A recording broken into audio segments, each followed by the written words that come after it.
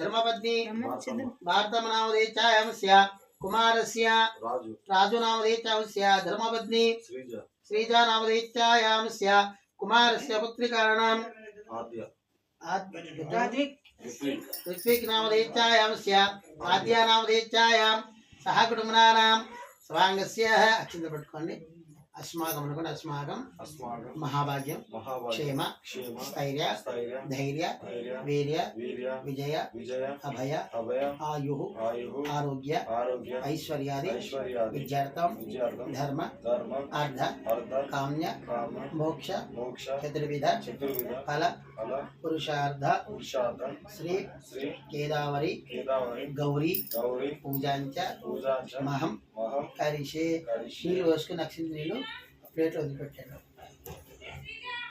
తరంగదేవతాభ్యో నమః నిర్విఘ్నే నమః గణాధిపతి పూజాంత్యమహం కరిషే మూర్తి పెట్టాను. రెండు చెంకి కలశస్య మధ్య విష్ణు కంఠే రుద్రశ్యమార్గ మూలే బ్రహ్మ మధ్య మాదిక్షోదోదాగ్ర సర్వే రక్తదీప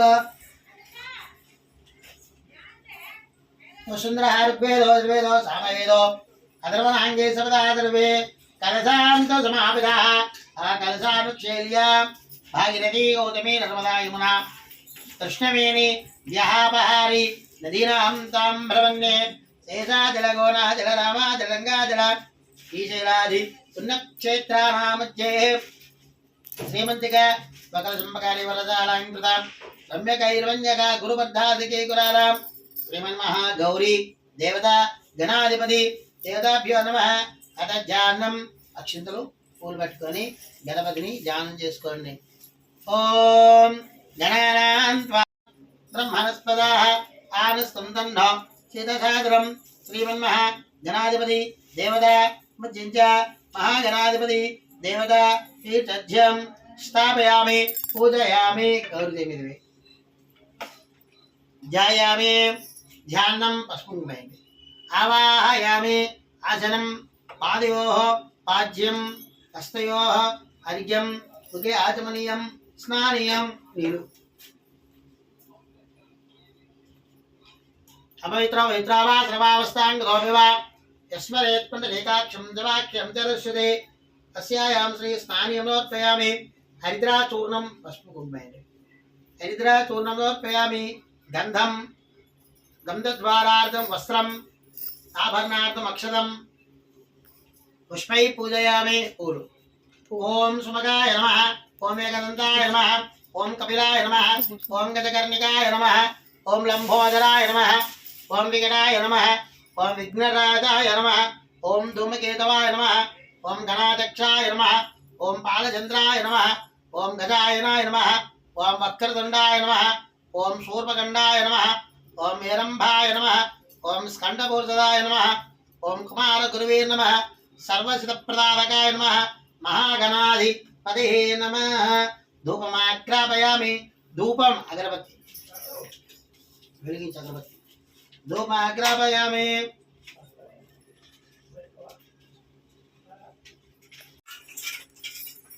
साध्यमेकात्म ग्रहाणां भक्तादेवरेत्यामि देवाय परमात्मने धूपं समर्पयामि धूपानार्थं नमस्कारार्थं क्रियात् संप्रदे नमः प्रयच्छोगं प्रयच्छामि धर्मकार्ध मार्गसिद्धयेतो अस्यायां श्री नैवेद्यनार्थं पण्डित नीलजल ओम भूर्भुवः स्वाहा तस्य पितृवरेण्यं भर्गो देवस्य धीमहि धियो यो नः प्रचोदयात् कर्पूर नीलांजनार्थम ओम रंजमात्रम रोहपरंदराधि मृतव्यावेकदा ब्राह्मणः उपाहारति ओम रंजमात्रम रोहपरंदराधि मृतव्यावेकदा ब्राह्मणः उपाहारति अमराधिराधिच कर्पूर मंगलानंद नीरांजनम समर्पयामि शांतिं प्रयच्छामि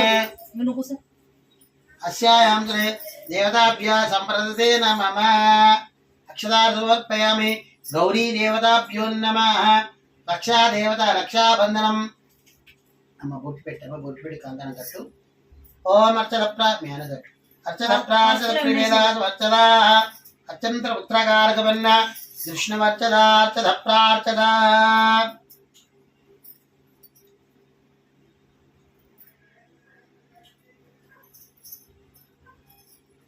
ఓం చంద్రకళాంచ మంగళంచ సుమంగళంచ మంత్రే మంత్రే రహస్యంచ శుక్రదినేదాంచ రవహోరాజంచ కేతుమాం ప్రబలగం హరే రక్షాదేవతాభ్యः ప్రీతాः సుప్రసన్నా వరదో భవంతు అస్యాయాం నువ్వు బొట్టు పెట్టుకోండి చంద్రకళాంచ మంగళంచ సుమంగళంచ మంత్రే మంత్రే రహస్యంచ శుక్రదినేదాంచ రవహోరాజంచ కేతుమాం ప్రబలగం హరే నోమాయి పైన తింటారు కదా నోమాయి పైన తింటారు కదా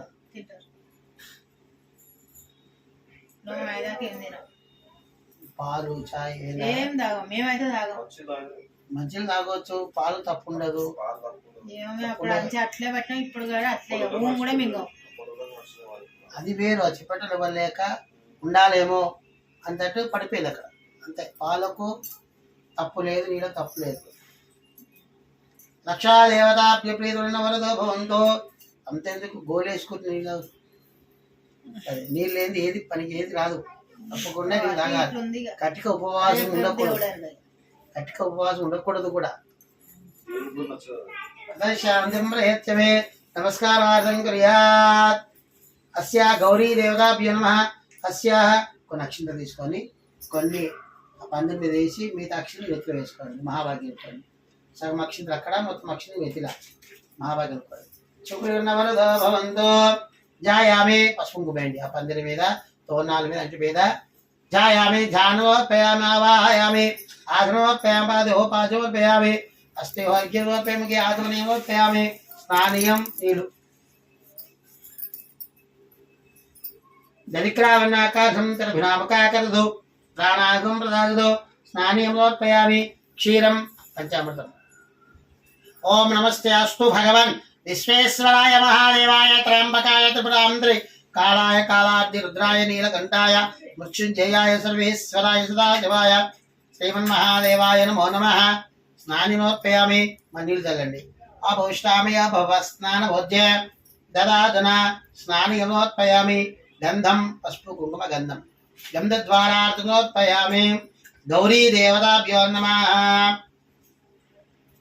పుష్పై పూజయామి ఓం దుర్గాయ నమః అక్షంతలు పూలు వేస్తూనే ఉండండి ఓం దుర్గాయ నమః ఓం శివాయ నమః ఓం ఖడ్గాయ నమః ఓం చండికాయ నమః ఓం రుద్రాయ నమః ఓం భూతపతే నమః ఓం స్థానవే నమః ఓం అభిద్భతనే నమః ఓం మృత్యుంజయాయ నమః ఓం తారకాయ నమః శ్రీ పరమేశ్వరాయ నమః శ్రీ పరమేశ్వరే నమః దుర్గా దేవతాభ్యో నమః గౌరీ దేవతాభ్యో నమః సంప్రదే నమః ధూపమాగ్రాపయామి ధూపం సామ్రాజ్యం పరస్పర దేవానాం ధూపోయం నారికేలం కొబ్బరికాయ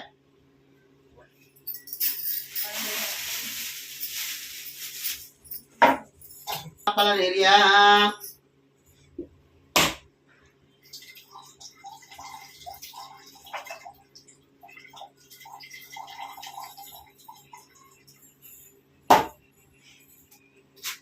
సాధ్యమేకార్థం గ్రహణ భక్తాలు ఎవరు ఎత్తావి కొంచెం ముందుకు వస్తే వాళ్ళ ముఖాలు కనబడతాయి అమ్మ ఇప్పుడే తీసుకున్న వాళ్ళ ముఖాలు కూడా ఇస్తే అమ్మ నాన్న కట్టుకుంటారు కర్పూర నీరాంజనం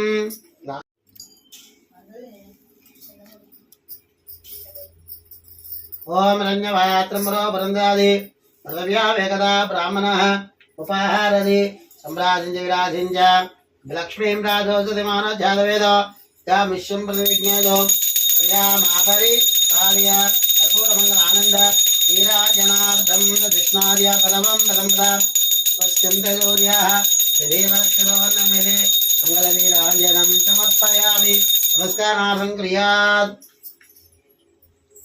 అతః గౌరీ దేవతాభ్యో నమః కథ ప్రారంభః శుచౌవాచ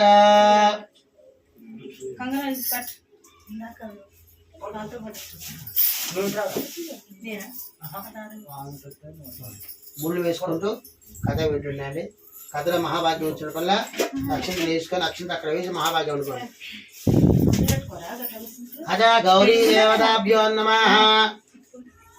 అద పూర్వకాలంలో పార్వతీ పరమేశ్వరు కూడా కైలాసం లోపల కూర్చున్నారంట. కూర్చొని పార్వతి అడుగుతుంది, నాదా భూలోకం లోపల స్త్రీలకు ధనము కొరకై ధాన్యము కొరకై ఏదైనా ఒక నోము ఉంటే చెప్పు స్వామి అంటే ఈ విధంగా అడిగిందంట పరమేశ్వరి. తెలంగాణ పరమేశ్వరు చెప్తున్నాడు, కాచాయిని భూలోకంలో స్త్రీలకు ధనము ధాన్యం కొరకై కేదారి గౌరి నోము ఉన్నది. ఈ నోముని దీపాల అమావాస్య నుండి కార్తీక పుణ్యం వరకు ఎప్పుడైతే అవకాశం ఉంటుందో అప్పుడే మహాభాగ్యం అనుకుంటూ ఈ కథను చేసుకున్న వారికి ఈ నోము నోచుకున్న వారికి అష్టైశ్వర్యాలు కలుగుతుంటాయి అంటే విధంగా చెప్పాడు పరమేశ్వరుడు. చెప్పగానే అనేక విధాలుగా పార్వతి అంటుంది, నాదా మొదట మనం చేద్దాం, తర్వాత భూలోకంలో స్త్రీలకు చెప్తే బాగుంటుంది అంటూ ఈ విధంగా అన్నాడంట. అనగానే సరాసరి అనేక విధాలు కూడా కైలాసం నుండి భూలోకంకి వచ్చారు. భూలోకం లోపల అడవిలో ఒక చెట్టు కింద కూర్చున్నారు. మర్యాకులు మరివుడలు ఇసుక అనేక ఎర్రమట్టి అనేక విధాల పూజా ద్రవ్యాలు పెట్టుకున్నారు, పూజకు ఏర్పాటు చేసుకుంటున్నారు. అదే సమయంలో కూడా పుణ్యావతి భాగ్యావతి ఇద్దరు అక్కచెల్లెలు ఇద్దరు కూడా వచ్చారు. అడవిలో పూలు పళ్ళు కాయలు అన్ని తెంపుతున్నారు, ఏరుతున్నారు. ఆ సమయంలో కూడా చెల్లె అంటుంది, అక్క నాకు బాగా దాహం అవుతుంది, ఇక్కడిక్కడ నీళ్ళు నేనే అడిగింది. అడగగానే అక్క చెప్తుంది, చెల్లె కొంచెం దూరంలో చెట్టు కనబడుతుంది కదా, ఆ చెట్టు మీద కొంగలు ఉన్నాయి చూడు, కొంగలు ఉన్న దగ్గర నీళ్ళుంటాయి, నీళ్ళు ఆగుదంపా అంటూ పుణ్యావతి భాగ్యావతి ఇద్దరు కూడా అక్కడికి వచ్చారు. కాగానే అదే చెట్టు కింద పార్వతీ పరమేశ్వరులు కూడా కూర్చొని మర్యాకులు మరికాయలు అనేక విధాలు కూడా పూజా ద్రవ్యాలు పెట్టుకొని అక్షంతలు తీసుకుని మహాభాగ్యులు కూడా అక్షంతలు వేశారు. ఎప్పుడైతే మహాభాగ్యం అనుకున్నారో మర్రికాయలు ఒక్కలైనాయంట, ఖర్జూర పళ్ళైనాయంట, మర్రి ఊడలు పూర్ణాలైనాయంట, మర్యాకులు తమలపాకులైనాయంట, ఇసుకనేమో అక్షంతలైనాయంట, ఎర్రమట్టేమో బెల్లమైందంట. ఆ యొక్క బెల్లపలైనాయి. అనేక దాలు కూడా చూశారు. అక్క అక్క ఏమిటి ఈ విధంగా అనంగానే ఇంత మాయమవుతుంది, ఈ నోములో మహత్యం ఉంది అక్క అన్నది. అనగానే ఆ యొక్క పరమేశ్వరు చూస్తున్నాడు. చూసి పుణ్యావతి భాగ్యావతి ఇద్దరిని పిలిచాడు, బొట్టు పెట్టాడు, అక్షింతలు ఇచ్చాడు, మహాభాగ్యం అనుకోమన్నాడు. పిల్లలు మహాభాగ్యం అనుకున్నారు. అనుకోమని చెప్తున్నాడు, ఈ కంకణం ఉన్నంత వరకు మీకు ఎలాంటి కష్టం రాదు. ఒకవేళ కంకణం తెగిపోయినా ఎక్కడైనా ఊసిపోయినా తీసి చెట్టు మీద వేయాలి అని చెప్పారు. చెప్పంగానే వాళ్ళిద్దరు కూడా ఇంటికి వచ్చారు. కొన్ని రోజులు అయిన తర్వాత తండ్రి గారు అనుకుంటున్నాడు, మా ఇద్దరు కూతురు పెళ్ళిళ్ళు వచ్చేసారు కదా, పెళ్లి చేసి ఎవరింటికి వాళ్ళని పంపించి అయిపోతుంది అంటూ మంచి వైభవంగా పక్క గ్రామం లోపలనే సంబంధాలు తీసుకొచ్చాడు. అతి వైభవంగా పెళ్లి చేశాడు. పెళ్లి అయిపోయిన తర్వాత వీళ్ళకి ఏదైనా ఒక వస్తువు పెట్టాలి. ఆ వస్తువు చూడంగానే నేను గుర్తుండాలి, అక్క చెల్లి ఇద్దరు గుర్తుకుండాలి అంటూ చిరొక్క ఉంగరం చేసి పెట్టాడు. పుణ్యావతి ఈ ఉంగరం చూడంగానే భాగ్యవతి గుర్తు రావాలి, భాగ్యవతి ఉంగరం చూడంగానే పుణ్యావతి ఇద్దరు గుర్తుకు రావాలి, మీ ఇద్దరి మధ్యలో నేను గుర్తుకు రావాలి అంటూ మంచిగా చెప్పి ఆ ఉంగరాన్ని పెట్టి పంపించారంట. ఎవరింటికి వాళ్ళు వెళ్ళిపోయారు, ఎవరి సంసారాలు వాళ్ళు చేసుకుంటున్నారు. కొన్ని రోజులైన తర్వాత చెల్లె భర్త అంటున్నాడు, పుణ్యావతి నీ చేతుకున్న కంకణం ఎక్కడిది? ఆ కంకణం చాలా నల్లగా అయిపోయింది, ఇక్కడ ఆ చేతుకున్న కంకణం ఇప్పదీసేయి అంటే ఇప్పదీసి పక్కనే బురదలో పడి వేశాడంట. పుణ్యావతి అంటుంది, నాదా చిన్నతనం లోపట బ్రాహ్మణి కట్టాడు, ఇది కట్టాపిందా అన్ని విధాలు బాగానే ఉంది, ఇది దేవుడి కంకణం కదా అని తీసి మంచిగా కడిగి పక్కన ఎండిపోయిన చెట్టు మీద వేసింది. ఎప్పుడైతే కంకణం చెట్టు మీద పడ్డదో రోజు రోజుకి అది పచ్చగా అవుతుంది. ఎంత పచ్చగా అవుతుందో వీళ్ళు సంసారం అన్నట్టు కిందికి దిగిపోతుంది. మంచి ఆకులు వచ్చినాయి, మంచి ఆ కాకరకాయలు కాస్తున్నాయి అంట. ఎప్పుడైతే కాకరకాయలు కాసే టైం వచ్చే వరకు వీళ్ళకి తింటా అంటే తినలేక బాధపడుతున్నారు, నానా రకాలుగా దరిద్రంతో అనుభవిస్తున్నారు. అదే చెట్టుకున్న కాకరకాయలు తెంపుకుంటున్నారు, అమ్ముకుంటున్నారు, తింటూ ఉంటున్నారు. వాళ్ళిద్దరి మధ్యన సంతానం కలిగింది, మోపిల్లడు పెట్టాడు. ఆ పిల్లవాడు ఆడుతున్నాడు, పాడుతున్నాడు, కొంచెం పెద్దోడు అయిపోయాడు. పిల్లలందరూ కూడా కూర్చొని మాట్లాడుతున్నారు, ఆడుతున్నారు. వాళ్ళిద్దరి మధ్యలోకి వెళ్ళాడు. వెళ్ళంగానే పిల్లలందరూ అంటున్నారు, ఏమిట్రా నువ్వు ఎప్పుడు వచ్చినా కూడా అవే బట్టలు తీసుకొస్తున్నావు, బాగా చినిగిపోయినాయి, నల్లగైనాయి, అసలు రోజు స్నానం చేస్తావా, రోజు అన్నాలు తింటున్నారా, మీరు మీ ఇంటికి ఎవరు పెద్దమ్మలే కానీ చిన్నమ్మలు ఎవరు చుట్టాలు వస్తలేరు అని మా ఇంట్లో తిడుతున్నారు, నీతో ఆడొద్దంటున్నారు, ఇక వెళ్ళిపోండి అంటూ పిల్లలు బెదిరించి ఆ పిల్లల్ని పంపించాడు. ఆ పిల్లవాడు ఏడ్చుకుంటూ తల్లి దగ్గరికి వచ్చాడు. అమ్మ అమ్మ అందరూ తిడుతున్నారు, కొడుతున్నారు, ఎవరు ఆడుకొని ఇస్తలేరు, అమ్మ అమ్మ అనుకుంటూ ఏడుస్తున్నాడ. పిల్లవాడిని ఓటాల్సింది, నాయన లేదు మన దరిద్రము, ఆకలితో ఉన్నాము, దప్పుతో ఉన్నాము, కట్టుకోవడానికి కూడా మంచి బట్ట లేదు, ఆకలితో ఉన్నాం కదా, మా దగ్గర ఏముంటా ఏమీ లేదు. అదే మీ పెద్దమ్మ దగ్గర చాలా ధనవంతురాలు, వాళ్ళ ఇంట్లో చాలా మంది పనిచేసే వాళ్ళు ఉంటారు, చాలా ధనం ఉంది, ఒకవేళ నువ్వు వెళ్తే పెద్దమ్మని చూసేసి ఉంటుంది అంటూ చేతికి ఉంగరం ఇచ్చి పిల్లవాడిని పంపించిందంట. ఆ పిల్లవాడు సంతోషపడుతున్నాడు, ఆ పెద్దమ్మటికి వెళ్తున్నాను, ఆ పెద్దమ్మని చూస్తాను అని చెంగ వెగురుకుంటూ ఊర్లోకి వచ్చారు. ఆ యొక్క పుణ్యావతి ఇంట్లోకి వచ్చి భాగ్యవతి ఇంట్లోకి వచ్చారు. భాగ్యవతి ఇంట్లో పనిచేసే వాళ్ళందరూ కూడా నీళ్ళు లేవు కదా, ఆ నీళ్ళు తీసుకోవటానికి బయటకు వస్తున్నాడంట. పిల్లవాడిని చూశారు. పిల్లవాడు ఎవరో కొత్తోడు, ఇతను మన ఊరి పిల్లాడు కాడు, ఒంటి పైన చినిపోయిన బట్టలున్నాయి, పిచ్చోడో దొంగనో మనకేం తెలుస్తుంది అంటే పిల్లవాడిని తిట్టి పంపించారంట. ఆ పిల్లవాడు ఏడ్చుకుంటూ ఒడ్డు ప్రకారం కూర్చున్నాడంట. వీళ్ళందరూ కూడా మా పెద్దమ్మింటికి వెళ్తున్నారు. మా పెద్దమ్మ దగ్గర ఉన్నదేమో, నీళ్ళు తీసుకొచ్చారు కదా, దీనికి ఉన్నదేమో అంటూ చేతికి ఉంగరం తీసి గట్టిగా విసిరేశాడంట. ఆ ఉంగరము ఒక కడవలో పడిపోయింది. ఆ కడవలో ఉంగరం తీసుకున్నారు. తీసుకొని మా భాగ్యవతి అక్క తట్టుంది ఉంగరం చేతికి ఉండే, మా ఎట్లా పడిపోయిందో ఏమో, ఆ కడవలు ఇస్తుంటే ఇక్కడ పడిపోయిందో ఏమో అనుకుంటూ ఆ యొక్క పుణ్య భాగ్యవతికి ఇచ్చారంట. ఉంగరాన్ని తీసుకొచ్చి చేతికి పెట్టుకుంటుంది. చేతికి ఉంగరం ఉన్నది, ఇది మా చెల్లె ఉంగరం, మా చెల్లె ఉంగరం నా ఉంగరం కూడా ఇట్లనే ఉంటుంది. కనుక పెద్దవాళ్ళు పొద్దున ఎవరైనా వచ్చారా అని అడిగింది. అడగగానే చెప్తున్నారు, ఎవరు రాలేదు, పెద్దవాళ్ళు ఎవరు రాలేదు, ఒక పిల్లవాడు మాత్రం వచ్చాడు. అదే పిల్లవాడిని తిట్టి పంపించాం. అక్కడ ఒడ్డు ప్రకారం కూర్చొని ఏడుస్తున్నాడు. ఆ పిల్లవాడిని తీసుకోడేమో ఉంగరం అనగానే ఆ యొక్క త్వరగా వచ్చేసింది. నాయన నువ్వు ఎక్కడి నుంచి వచ్చావు, ఏ ఊరు, ఎందుకు వచ్చావు నాయన ఇక్కడికి, నీకు ఎవరైనా బంధువులు అని అడిగింది. అడగగానే చెప్తున్నాడు, అమ్మ మా అమ్మ పేరు పుణ్యావతి, భాగ్యావతి, ఇక్కడ మా పెద్దమ్మ ఉంటుందంట. పెద్దమ్మ ఇంటిలో చాలా ధనవంతురాలంట. ఇంటికి పోయాం, కొట్టారు, తిట్టారు, పంపించారు. మా అమ్మ ఉంగరం ఇచ్చింది, ఆ ఉంగరం కూడా నీళ్ళలో పడిపోయింది, నాకు దొరకలేదు. మా పెద్దమ్మ ఎట్లా గుర్తుపట్టాలేమో నాకు అర్థమైతే లేదు అని పిల్లవాడు ఏడ్చుకుని చెప్పాడు. చెప్పంగానే పిల్లవాడిని దగ్గర తీసింది, ఆయన ఎడవకు, ఈ ఉంగరం నీదేనా అన్నది. అనగానే ఇది మా ఉంగరం అమ్మ, ఇది అమ్మ ఉంగరం, ఇలాంటి ఉంగరం మా పెద్దమ్మ దగ్గర ఉంటుందంట, ఈ ఉంగరం చూపించగానే గుర్తుపడుతుందన్నారు.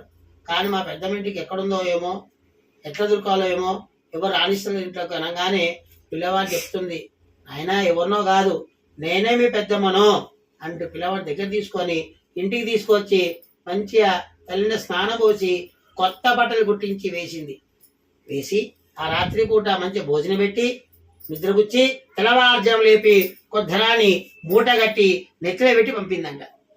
పిల్లవాడు అనుకుంటున్నాను ధనవంతులు అవుతున్నాను, నా ఇంటికి పెద్దమ్మలు చిన్నమ్మలు అందరూ వచ్చి వెళ్ళిపోతుంటారు, కానీ ధనవంతులు అవుతున్నాను అంటూ చెంగ వెగురుకుంటూ ఆ మూట నెత్తిలో పెట్టుకొని బయలుదేరాడు. పైనుండి గద్ద ధనమూట ఎత్తుకెళ్ళిపోయింది. పిల్లవాడు ఏడ్చుకుంటూ పెద్దమ్మ దగ్గరికి వచ్చాడు. పెద్దమ్మ నెత్తిలో పెట్టుకునే వరకు అది సద్దుమూట అనుకుంది గద్ద. సద్దుమూట అనుకొని ధనమూట ఎత్తుకెళ్ళిపోయింది. మళ్ళీ మాకేమీ లేదు, మనమే దరిద్రులమే, ఆకలితో బాధపడుతున్నాం అనగానే పిల్లవాడు దగ్గర తీసిన, ఆయన పోతే పోని మళ్ళీ నీకు ఇస్తాను కదా, నువ్వు ఎందుకు బాధపడుతున్నావు అంటూ అలా నిద్ర వచ్చింది. తెల్లవారుజాము లేపి కొంత ధనాన్ని సొరకాయ బుర్రలో పోసిందంట. పోసి ఆ సొరకాయ బుర్ర చేతికి ఇచ్చింది. నాయన ఇది జాగ్రత్త, ఇది ఎవరికి అవసరం లేదు. అప్పట్లో దీంట్లో భిక్షాటం చేసుకునేవారంట. నాకు ఇది దొరికింది, ధనం పోస్తున్నాను, జాగ్రత్త తీసుకెళ్ళు నాయన అని చెప్పి పిల్లవాడికి ఆ యొక్క సొరకాయ బుర్ర ఇచ్చి పంపిందంట. పిల్లవాడు సంతోషపడుతున్నాడు, సొరకాయ బుర్ర కదా, ఇది ఎవరికి అవసరం ఉండదు అంటూ కొంత దూరం రాగానే బిచ్చగాడు వచ్చాడు. ఈ సొరకాయ బుర్ర నాది, నువ్వు ఎక్కడ తీసుకెళ్తున్నావు అంటే పిల్లవాడిని కొట్టి ఆ సొరకాయ బుర్రను గుంజుకున్నాడంట. ఏడ్చుకుంటూ పెద్దమ్మ దగ్గరికి వచ్చాడు. మళ్ళీ పెద్దమ్మ ఓదార్చింది, నాయన పోతపోనని చెప్పింది. తెల్లవారుజాము లేపింది, ధనాన్ని కర్రలో పోసింది, కర్ర చేతికి ఇచ్చింది. అంటున్నాడు, అమ్మ నాకు ధనం వద్దిగా, ఎక్కడ పోయినావు, కొడుతున్నారు, తిడుతున్నారు, ధనం గుంజుకుంటున్నారు, ధనం ఇంటికి కూడా పోతలేదు, ఈ దెబ్బలు తింటున్నాను, నాకు వద్దమ్మా, ధనం వద్దు అని చెప్పాడు. అనగానే దీనిలో ధనం ఉంది నాయన, ఈ ధనం తీసుకో, ఇది కర్ర అనుకుంటారు, ఎవరు చూసినా కర్ర అనుకుంటారు, కర్రను చూసి ఎవరైనా భయపడతారు, ఎందుకంటే కొడతావు కదా, కనుక దగ్గర రాగానే బెదిరించు, కానీ కొట్టకు నాయన అని చెప్పి పంపించినాడు. ఆ పిల్లవాడు సంతోషపడుతున్నాడు. కర్రను ఈ చేతులకు ఆ చేతులకు తిప్పుకుంటూ చెంగ చెంగ వెగురుకుంటూ బయలుదేరుతున్నాడు. కొంత దూరం రాగానే బుల్లవాడు వచ్చాడు. నాయన ఈ కర్ర నాది, లెక్క తీసుకెళ్తున్నావు. పిల్లవాడిని కొట్టి ఆ కర్రను గుంజుకున్నాడు. కర్ర పోయింది. మళ్ళీ ఏడ్చుకుంటూ పెద్దమ్మ దగ్గరికి వచ్చాడు. పెద్దమ్మ చెప్తున్నాడు, అమ్మ నాకు ధనం ఇక ఇవి ఇచ్చినా ఏమి ఇచ్చినా తీసుకుపోను, నువ్వు మాయమాట చెప్తున్నావు, ఏదో రకాలు ఇస్తున్నావు, నాకు ఏదొద్దు, కానీ ఒక్కసారి మా ఇంటికి రా, వస్తున్నప్పుడు ధనం తీసుకొని రా, అప్పుడు ఎవరు కొట్టరు కదా, అని చిన్నపిల్లవాడిని అయిపోయాను, అందరూ కొడుతున్నారు, తిడుతున్నారు అనగానే పిల్లవాడిని దగ్గర తీసుకుంది. ఆయన రేపు దీపాల అమావాస్య, దీపాల అమావాస్యను కేదార్ గౌరి నోము ఉంటుంది. ఈ నోము మహాభాగ్యం అనుకుంటూ నోము నోచుకున్న వారికి కష్టాలు పోతాయి నాయన. ఇదివరకు చిన్నతనంలో పట మీ అమ్మకు నాకు ఒక బ్రాహ్మణుడు కంకణం కట్టాడు. కంకణం ఉన్నంత వరకు ఎవరికి ఏం కాదన్నాడు. ఒకవేళ మీ అమ్మ కంకణం తెగిపోయిందో ఏమో, కనుక నీకు కడతాను అని మంచిగా రాత్రి నిద్ర వచ్చింది. తెల్లవారుజాము లేపింది, తల్లిలో స్నానం పోసింది, కొత్త బట్టలు వేసింది, పక్కన కూర్చోబెట్టుకొని మర్రాకులు, మరి ఊడలు, ఇసుక, ఎర్రమట్టి, పూట ద్రవాన్ని పెట్టుకొని పిల్లవాడికి అక్షింతలు ఇచ్చి మహాభాగ్యం అనుకుని ఆయన అన్నాడు. పిల్లవాడు మహాభాగ్యం అనుకున్నాడు. బొట్టు పెట్టింది, కంకణం కట్టింది. ఈ కంకణం మీకు ఎలాంటి కష్టం రాదు నాయన, ఈ కంకతో పాటు ఇంటికి వెళ్ళు, ఇంటికి వెళ్ళి అక్షింతలు తీసుకెళ్ళి మీ నాణ్యత మీద, మీ గుర్స పైన అన్నింటినీ వేసుకొని మహాభాగ్యం అనుకో అన్నాడు. అక్షింతలు తీసుకొని కొన్ని అక్షింతలు దాని మీద వేసి కొన్ని అక్షింతలు వేసుకొని మహాభాగ్యం అనుకోండి. ఎప్పుడైతే మహాభాగ్యం అనుకున్నాడో ఆ పిల్లవాడు కూడా సంతోషపడుతున్నాడు. నా దగ్గర ఏమీ లేదు, ఎవరు కొట్టడు, గుంజుకోరిగా దగ్గర వస్తుంటేనే కొట్టేది అని సంతోషపడుతూ చెంగ చెంగ ఎగురుకుంటూ మహాభాగ్యం మహాభాగ్యం అనుకుంటూ దూరం వచ్చాడు. పైనుండి గద్ద ధనముట విసిరేసిందంట. ఇంకొక దూరం వచ్చాడు, మహాభాగ్యం మహాభాగ్యం అనుకుంటూ. బిచ్చగాడు ఇచ్చాడు, శరకాపురం ఇచ్చాడు. ఇంకో దూరం వచ్చాడు, మహాభాగ్యం మహాభాగ్యం అనుకుంటూ. బుల్లవాడు వచ్చాడు, నాయన ఈ కర్ర తీసుకున్న పంచి, నా గొర్రెలు, ఆవులు, మేకలు అట్లనే పడిపోయినాయి, లేవి కూర్చోబెట్టినప్పుడు లేస్తలేవు, కింద పడుతూనే ఉన్నాయి. అవి అన్నిటి కూడా అనారోగ్యం సోకింది, ఆరోగ్యం బాగలేవు వీటికి. ఆయన ఈ కర్ర ఇంత మహత్యం అనుకోలేదు, నా కర్ర నా దగ్గర ఉంది, ఏదో ఈ కర్ర బాగా అనిపించింది కనుక నేను తీసుకున్నాను అనగానే పిల్లవాడు అనేక విధాలు కూడా కొన్ని అక్షింతలు ఇచ్చాడు. ఈ అక్షింతలు తీసుకెళ్ళి గొర్రెల మీద, మేకల మీద, ఆవుల మీద వేయి, కొంచెం కొంచెం వేయి, వేసి మహాభాగ్యం అనుకోని ఆయన అన్నాడు. అనుకోగానే ఎప్పుడైతే చెప్పాడో పిల్లవాడు, బుల్లవాడు వెళ్ళాడు, అన్నిటి మీద వేసుకున్నాడు, మహాభాగ్యం అనుకున్నాడు. గొర్రెలు ఆవులను లేచి నడుస్తున్నాడు. ఇంటికి వచ్చాడు. ఇంటికి వచ్చి తల్లిదండ్రులకు ఇద్దరు చెప్పుకుంటున్నాడు, పెద్దమ్మ చాలా మంచిది, 2-3 సార్లు ధనం ఇచ్చింది, తర్వాత ఎవరో వచ్చి కొట్టుకెళ్ళిపోయారు ధనాన్ని. మీకు చిన్నతనం లోపల కంకణం కట్టాడంటే కదా ఒక బ్రాహ్మణుడు, ఆ కంకణం పోయినప్పటి నుంచి మీకు ఈ విధంగా కలుగుతున్నాయి అంట. పెద్దమ్మ చెప్పింది, మళ్ళీ నీ కంకణం కట్టాలంటే కేదారి గౌరు నోము ఉంటుంది, నోముకు నోచుకొని మహాభాగ్యం అనుకుంటూ కంకణం కట్టుకుంటే కష్టాలు పోతాయి ఉంటాయమ్మా అని చెప్పాడు. చెప్పంగానే చెంపలు వేసుకుంది, ముక్కు నీళ్ళకి రాసింది, అక్షింతలు తీసుకుంది, తన నెత్తి మీద, భర్త నెత్తి మీద, కొడుకు నెత్తి మీద, ఆ గురుస పైన, ఆ కాకరకాయ చెట్టు మీద అక్షింతలు వేసి మహాభాగ్యం అనుకున్నాను. మీరు కొన్ని అక్షింతలు అక్కడ వేసి కొన్ని అక్షింతలు నెత్తులు వేసుకోండి, మహాభాగ్యం అనుకోండి. అస్య అనుకోవడం వల్ల కష్టాలన్నీ దూరం అయిపోయినాయట. అప్పటి నుండి ప్రతి దీపాల అమావాస్య నాడు, దీపావళి అమావాస్య వీలు కాకుండే కార్తీక పుణ్యంలోపు ఎప్పుడైనా సరే ఈ గౌరీ నోము నోచుకున్న వారికి కష్టాలు పోతుంటాయి. ఫస్ట్ సారి నోముకున్న వారు స్వాతి కార్తీ, దీపాల అమావాస్య, స్వాతి నక్షత్రం ఉండాలి. మిగతా టైంలో నోముకున్న వారికి యథావిధంగా కూడా దీపావళి నుండి కార్తీక పుణ్యం వరకు ఎప్పుడు అవకాశం ఉంటుందో అప్పుడే గౌరీ నోము నోచుకుంటూ కథలు వింటున్న వారికి, మహాభాగ్యం అనుకున్న వారికి కష్టాలన్నీ దూరం అయిపోతుంటాయి. అనే విధంగా గౌరీ కథలో ఒకటి చెప్తొచ్చాడు పరమేశ్వరుడు. ఇది కాండే ప్రాణ దేవా కండే గౌరీ మహారాజకి జై. నైవేద్యం పెట్టండి. కర్పూర మంగళ ఆనంద నీరాజనార్థం సిద్ధలక్ష్మి, మోచలక్ష్మి, జయలక్ష్మి, సరస్వతి, శ్రీలక్ష్మి, చరలక్ష్మి పరాంగోజవాయం తాం జగదీశ్వరీం తాం మంగళ నీరాంజనం సమర్పయామి. కర్పూర దండం పెట్టుకొని ప్రదక్షిణ చేసుకోండి.